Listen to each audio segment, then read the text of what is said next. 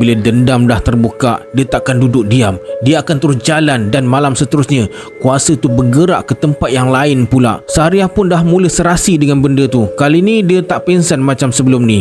Dia masih sedar. Dia tahu setiap langkah yang dia pijak, setiap nafas yang dia tarik, setiap kali kuku dia mula memanjang, urat-urat bawah kulit dia terasa tegang. Ada rasa pedih, tapi dalam masa yang sama ada juga rasa sedap yang menakutkan.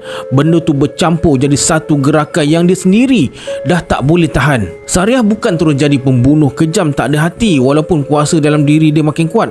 Yang peliknya, kuasa tu macam lagi kenal tubuh dia dari diri dia sendiri. Tapi masa kuasa tu tengah mengamuk, masih ada satu sisi lagi dalam diri dia yang masih rasa macam manusia. Sisi diri yang menangis di penghujung malam lepas semuanya dah selesai, yang menggigil masa basuh darah dekat perigi, yang duduk peluk lutut dekat beranda bila azan subuh kedengaran.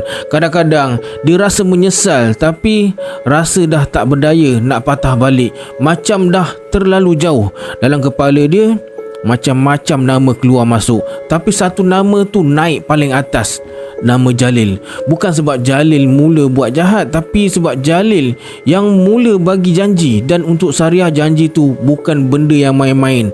Dalam hidup dia yang lurus dan senang percaya tu, janji itulah yang buka segala pintu. Dan bila Jalil mungkiri janji, benda tu tolak Sariah terus jatuh ke dalam tempat yang gelap yang tak ada jalan keluar. Tapi yang peliknya, setiap kali Sariah jejak ke halaman rumah Pak Harun, macam ada benda tahan dia. Malam pertama dia datang, deria dia yang tajam tu tangkap satu bau rohani, wangi bunga tanjung, lembut sangat.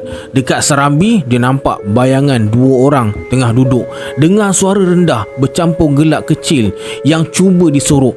Sariah berdiri bawah pokok kelapa, mata dia merah menyala dalam gelap, tangan digenggam kuat. Dia boleh je lompat terus habiskan semua dalam beberapa saat. Tapi masa tu dari satu rumah yang lain dekat-dekat dengan surau, dia dengar bunyi orang baca Al-Quran. Nadanya panjang dan tenang. Entah kenapa bunyi tu ganggu tumpuan dia, macam sejukkan bara dalam dada. Sariah berundur ke belakang, raungan dia mati dalam tekak. Malam tu dia balik